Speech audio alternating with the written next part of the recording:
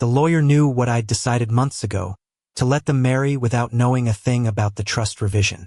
The October rain in Seattle was coming down harder than usual as I sat in my patrol car for what would be my last shift after 32 years on the force.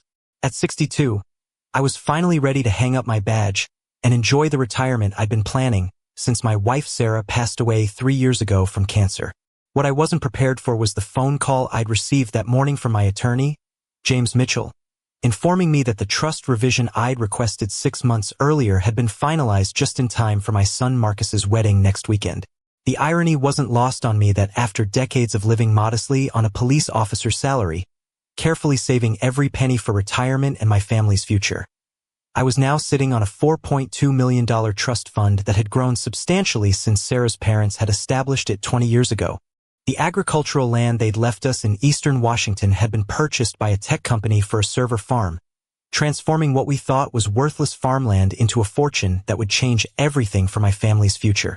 If this story is hitting close to home for you, please comment below and let us know where you're watching from.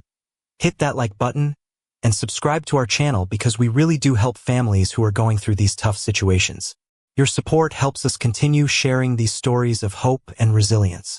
Marcus had always been a good kid, but somewhere along the way after meeting Jessica at his tech job in Bellevue, he'd started treating me like an embarrassment to his new upscale lifestyle. Jessica came from old Seattle money. Her father owned a chain of luxury car dealerships, and her family lived in a mansion overlooking Lake Washington.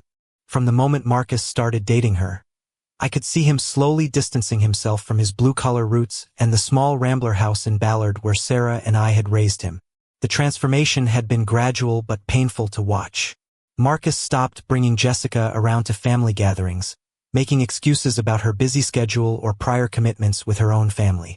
When he did visit, which became increasingly rare, he seemed uncomfortable in his childhood home, constantly checking his phone and cutting visits short to attend social events in the affluent circles Jessica moved in. The young man who used to be proud of his father's service to the community now seemed ashamed of my profession and modest lifestyle. The wedding planning had been the final straw in our deteriorating relationship. Jessica's mother, Patricia, had taken complete control of every detail, treating me like a minor inconvenience rather than the father of the groom. When I offered to contribute financially to the wedding expenses, Marcus politely but firmly declined, explaining that Jessica's family preferred to handle everything to ensure the celebration met their standards. The message was clear. My financial contribution wasn't substantial enough to matter in their world. The venue they'd chosen was the exclusive Fairmont Olympic Hotel in downtown Seattle, a location that represented everything I couldn't afford on my police pension. The guest list included Seattle's social elite, tech executives, and prominent business families, while my side of the invitation list consisted of a handful of my police buddies and Sarah's sister Ruth, who would be flying in from Portland for the ceremony. The contrast between our family's social standings would be embarrassingly obvious to everyone in attendance. During the final weeks before the wedding, I'd made a decision that Attorney Mitchell had been expecting for months. I instructed him to revise the trust documents, removing Marcus as the primary beneficiary and instead establishing a charitable foundation focused on supporting families of fallen police officers and providing scholarships for children from low-income families pursuing careers in public service. The irony was that Marcus was choosing to distance himself from exactly the kind of family values the foundation would support. The trust revision included a provision that Marcus would receive a modest inheritance of $50,000 upon my death, enough to acknowledge him as my son but nowhere near the millions he would have inherited if he had maintained the respectful relationship we'd always shared. The bulk of the estate would go to causes that honored Sarah's memory and my career in public service, supporting families who faced the same financial struggles we had endured during our years of careful saving and budgeting. Mitchell had been my attorney for over a decade, handling Sarah's estate after her death and helping me navigate the complex legal implications of the unexpected windfall from her parents' property sale. He understood my values and had supported my decision to use the wealth for meaningful purposes rather than simply passing it along to a son who had grown ashamed of his family's working-class background. The trust revision was legally solid and reflected my true wishes for how the money should be used. The wedding day arrived with typical Seattle autumn weather, overcast skies and a persistent drizzle that seemed to match my mood as I drove to the Fairmont in my 10-year-old pickup truck. The valet parking attendants looked surprised when I pulled up among the luxury cars and SUVs that filled the hotel's entrance, but they professionally handled my vehicle while I walked into the opulent lobby wearing my best suit, which suddenly felt inadequate in the elegant surroundings. The ceremony was held in the hotel's grand ballroom, decorated with white roses and gold accents that probably cost more than my annual property taxes. I was seated in the third row, behind Jessica's extended family and close friends, despite being the father of the groom. The symbolism wasn't lost on me. Even at his own wedding, Marcus was ensuring that his father's presence wouldn't overshadow the social expectations of his new family. As I watched my son exchange vows with Jessica, I thought about all the moments that had led us to this point. I remembered teaching him to ride a bike in our small backyard, helping him with homework at our kitchen table, and the pride I'd felt when he graduated from the University of Washington with his computer science degree. Those memories felt like they belonged to a different lifetime, before social status and material wealth had become more important to him than family loyalty. The reception that followed was a display of affluence that made me profoundly uncomfortable. The dinner featured multiple courses prepared by celebrity chefs, premium wines that cost more per bottle than I typically spent on groceries in a week, and entertainment that included a live jazz quartet that had performed at exclusive venues across the Pacific Northwest. The conversation at my assigned table revolved around stock portfolios, European vacations, and real estate investments in amounts that were incomprehensible to someone who had spent his career earning a public servant's salary. During the speeches, Jessica's father spoke eloquently about welcoming Marcus into their family and their expectations for his continued success in the tech industry. He mentioned their hope that Marcus would rise to meet the standards of their family's business acumen and social responsibility. When it was time for the father of the groom to speak, Marcus briefly introduced me with a polite but distant acknowledgement that felt more like a formality than genuine affection. I kept my speech short and simple, sharing a few childhood memories of Marcus and expressing my hope that he would find happiness in his marriage. What I didn't mention was the trust revision that had been finalized just days earlier, or the fact that the modest police officer he seemed embarrassed by was actually sitting on millions of dollars that could have secured his financial future. The irony was almost too much to bear as I watched him navigate conversations about money with people who had no idea that his father had more wealth than most of them. The wedding gifts display included expensive artwork, luxury appliances, and envelope after envelope containing substantial checks from Jessica's family connections. My gift, a handcrafted wooden jewelry box that I'd made in my garage workshop, looked humble among the expensive presents, but it contained more love and personal effort than anything else on that table. Sarah would have appreciated the craftsmanship and the sentiment behind creating something unique rather than simply purchasing an expensive item. As the evening progressed, I found myself feeling increasingly out of place among the wealthy guests who dominated the conversation with topics that had no relevance to my life experience. The discussion centered around private schools for future children, investment opportunities in emerging markets, and vacation homes in exclusive destinations. Nobody asked about my career in law enforcement or seemed interested in the perspective of someone who had spent decades serving the community. The most painful moment came when I overheard Marcus talking to some of Jessica's cousins about his future plans. He mentioned that he was finally free from the financial limitations of his upbringing and looking forward to building wealth through his tech career and Jessica's family connections. He seemed to view his childhood as something to overcome rather than a foundation that had given him strong values and work ethic. I left the reception early, driving home through the Seattle streets I'd patrolled for over 3 decades, thinking about the choices Marcus was making and the consequences he didn't yet understand. The trust revision meant that his new wealthy lifestyle would need to be sustained through his own efforts and his wife's family resources. The safety net of inherited wealth that could have supported him for life was now destined for purposes that would honor the values he'd abandoned. The following months brought occasional phone calls and brief visits, but the distance between Marcus and me continued to grow. He and Jessica bought an expensive home in Medina, one of Seattle's most exclusive neighborhoods, and filled it with luxury furnishings that reflected their elevated social status. His social media posts showed a lifestyle of expensive restaurants, exclusive events, and vacations to destinations that would have been impossible on his salary alone, clearly funded by Jessica's family wealth. During our rare conversations, Marcus would mention career pressures and the expectations that came with being part of Jessica's social circle. He talked about the need to maintain appearances and the stress of keeping up with the spending habits of their wealthy friends. What he didn't realize was that the financial security he was working so hard to achieve through his marriage and career had been available to him all along through the trust he'd never known existed. A year after the wedding, Jessica became pregnant with their first child, and the excitement of becoming grandparents brought brief moments of connection between Marcus and me. However, even this happy news came with subtle reminders of our different social positions. The baby shower was held at an exclusive country club, the nursery was decorated by a professional designer, and every aspect of preparation involved expenses that far exceeded what Sarah and I had been able to provide when Marcus was born. The birth of my grandson brought profound joy but also highlighted the continuing distance in our relationship. Marcus and Jessica hired a professional nanny, enrolled the baby in an exclusive daycare, and made plans for private schooling that would ensure their child never experienced the modest lifestyle that had shaped Marcus's character during his formative years. They seemed determined to erase any connection to working-class values from their family's future. As the months passed, I found myself spending more time with Attorney Mitchell, discussing the management of the charitable foundation and the specific programs it would support. We established scholarship funds at local community colleges, created emergency assistance programs for police families facing financial crises, and funded counseling services for children who had lost parents in the line of duty. The foundation's work was meaningful and aligned with the values that had guided my career and marriage. The foundation's first annual gala was held 2 years after Marcus's wedding, featuring speakers who shared stories about how the organization's support had impacted their lives. Several scholarship recipients spoke about educational opportunities they never could have afforded, and wives of fallen officers described how emergency assistance had helped them through their darkest moments.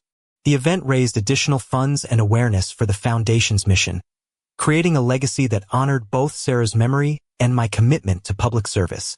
Marcus attended the gala but seemed uncomfortable with the attention focused on blue-collar families and public service careers. He made polite conversation with some of the scholarship recipients but didn't stay for the entire program, leaving early with Jessica to attend what they described as a prior commitment with her family. His discomfort with the foundation's mission confirmed that my decision about the trust revision had been correct. 3 years after the wedding, Marcus's marriage began showing signs of strain as the financial pressures of maintaining their expensive lifestyle created tension between him and Jessica. Her family's expectations for his career advancement had not been met as quickly as they'd hoped, and the luxury expenditures that had initially seemed sustainable were creating debt that worried both of them. Marcus called me more frequently during this period, though our conversations remained superficial and focused on practical matters rather than emotional connection. The economic downturn that affected the tech industry during this time put additional pressure on Marcus's career and financial situation. Several of his colleagues were laid off, and while he managed to keep his job, his advancement opportunities became limited in the competitive market. Jessica's family began making comments about his lack of ambition and questioning whether he was the right partner for their daughter's future security. During one particularly difficult phone call, Marcus admitted that he was struggling with the financial expectations of his marriage and that he sometimes missed the simplicity of his childhood when money wasn't the primary measure of success or happiness. He asked if I ever regretted not pursuing a more lucrative career that could have provided him with better financial opportunities during his upbringing. The question revealed how much he'd internalized Jessica's family's values about wealth and status. I told him honestly that I was proud of my career in public service and the values it had taught me about helping others and serving the community. I mentioned that material wealth wasn't the only measure of a successful life, and that some of the happiest people I'd known had been those who found meaning in their work and relationships rather than their bank accounts. The conversation was the most honest we'd had since his engagement, but I still didn't mention the trust or its revision. The breaking point in Marcus's marriage came when Jessica's father offered him a position in the family's car dealership business, expecting him to leave his tech career and join their company at a lower salary but with the promise of eventual ownership. Marcus realized that accepting the offer would mean completely abandoning his own professional identity to become dependent on his wife's family for his career and financial future. The offer forced him to confront how much of his autonomy he'd already sacrificed for social acceptance. Marcus declined the position, leading to a major conflict with Jessica and her family about his priorities and commitment to their marriage. Jessica accused him of being ungrateful for the opportunities her family had provided and unwilling to make sacrifices for their shared future. The argument revealed fundamental differences in their values about independence, career fulfillment, and the role of family support in marriage. The divorce proceedings began 6 months later, with Jessica's family's expensive attorneys ensuring that she received the majority of their shared assets, including the house in Medina and most of their investments. Marcus was left with his retirement savings, his car, and the realization that his pursuit of social status had cost him far more than he'd gained. The expensive lifestyle he'd maintained for 5 years had been largely funded by his wife's family wealth, not his own earning potential. During this difficult period, Marcus began visiting me more frequently, initially to process his emotional pain, but gradually rediscovering the comfort and stability of our family relationship. He talked about feeling lost and questioning the choices he'd made since meeting Jessica, recognizing that he'd compromised his authentic self to fit into a world that had ultimately rejected him. The conversations were painful but necessary for both of us to begin healing our damaged relationship. As we spent more time together, Marcus began to appreciate aspects of my lifestyle and values that he'd previously dismissed as inadequate. He noticed the satisfaction I found in my workshop projects, the genuine friendships I'd maintained with fellow officers, and the peace that came from living within my means rather than constantly striving for more wealth and status. The simplicity he'd once viewed as limitation, he now saw as freedom from the pressures that had dominated his married life. 6 months after his divorce was finalized, Marcus asked if he could move back into his childhood bedroom temporarily while he rebuilt his life and career.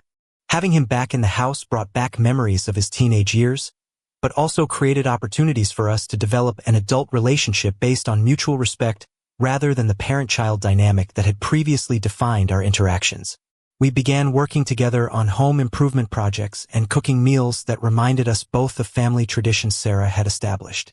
During this time of rebuilding our relationship, I made the decision to tell Marcus about the trust and its revision. I explained how his grandmother's property sale had created unexpected wealth, how I'd initially planned to leave everything to him, and how his behavior during his engagement and marriage had led me to redirect the inheritance toward charitable purposes. Marcus was shocked by the revelation but also understood the connection between his choices and the consequences he was experiencing. The conversation about the trust was emotional and difficult, but it also provided clarity about the values that had shaped our family and the importance of maintaining those principles regardless of financial circumstances. Marcus expressed regret about his behavior and acknowledged that he'd lost sight of what was truly important in his pursuit of social acceptance and material success.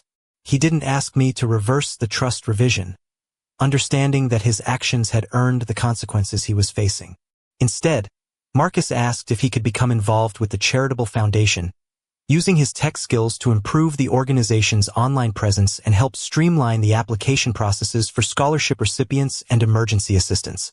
His offer represented a genuine desire to reconnect with the values he'd abandoned and to contribute meaningfully to causes that honored his mother's memory and his father's career in public service.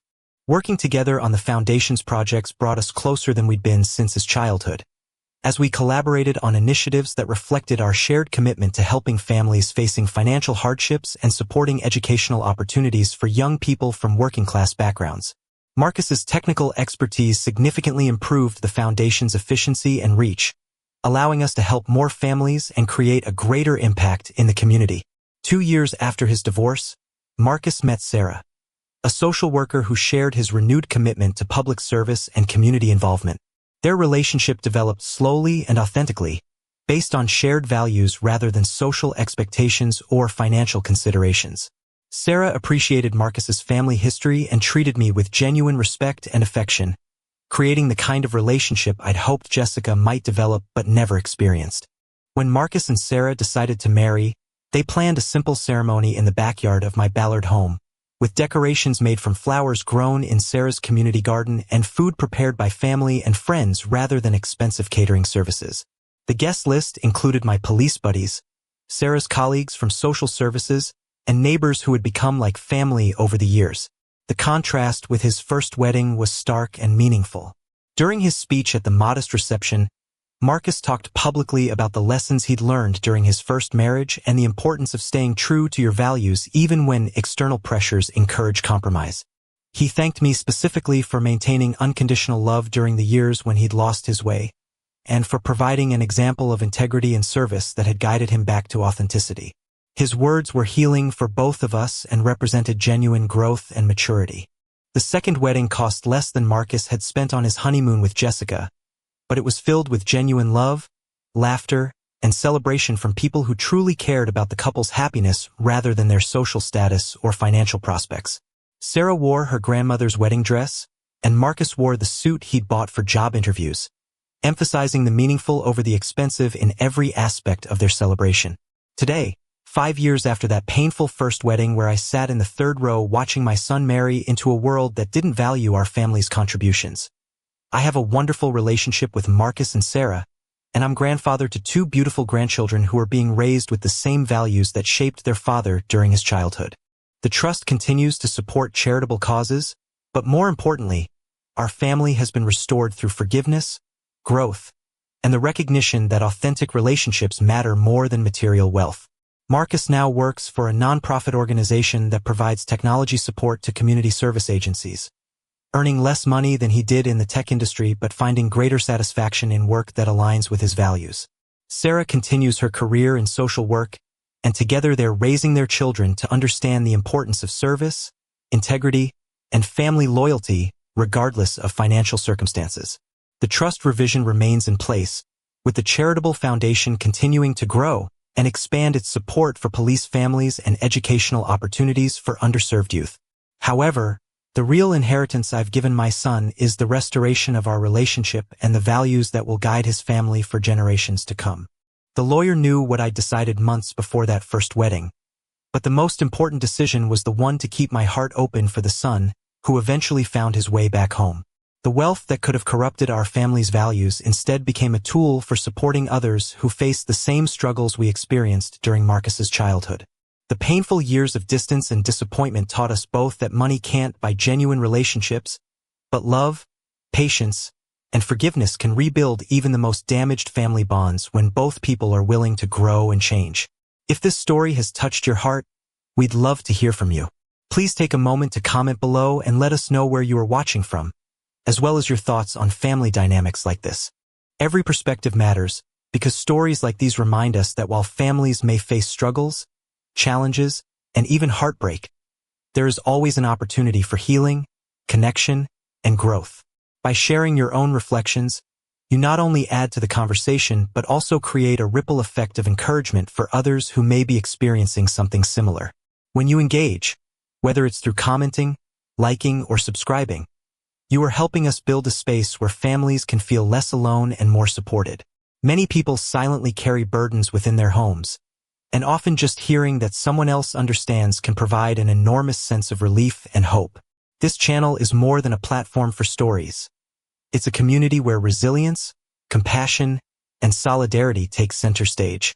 Your support allows us to continue creating and sharing content that uplifts, inspires, and shines a light on the very real challenges that families go through. We believe that even in the most difficult circumstances, there are lessons to be learned and strength to be found.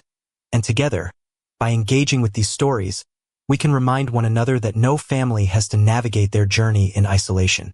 So please, if this message resonates with you, don't hesitate to leave a comment, like the video, and subscribe to our channel. By doing so, you're not just supporting us. You're standing with countless families around the world who find courage and comfort in knowing that they are part of a wider circle of understanding and care. Thank you for being here, for listening, and for helping us continue to share these powerful stories of resilience and hope.